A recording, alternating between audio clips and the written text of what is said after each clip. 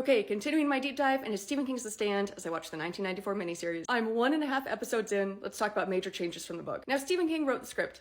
I have to keep reminding myself when I have these moments of, why would they change that? He changed it. So one major change is, in the book, Franny has a really complicated, difficult relationship with her mom. Her mom, Carla, is a really awful woman. Franny's brother died, and Carla doesn't hide that she wishes it had been Franny instead. The miniseries cuts all of this, and there's just a line in passing like, oh, I miss your mom.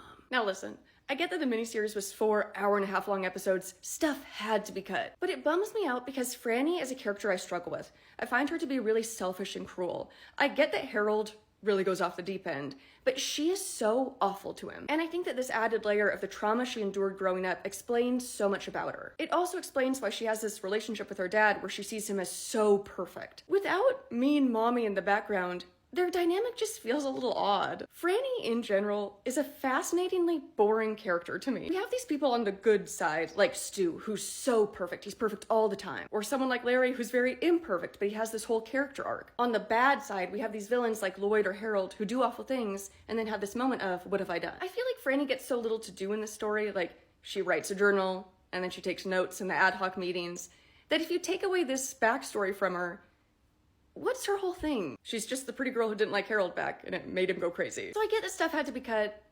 I think I just struggle with Franny as a character. Second major change, Reed and Nadine get combined into one character. I will say whenever I get blisters and I think, oh, I shouldn't have worn these shoes, I think about this book. I would absolutely wear the wrong shoes for the apocalypse. But I think more than anything, Reed just shows us how awful and selfish Larry is at that point in the story. I feel like I'm just ripping on the women in The Stand.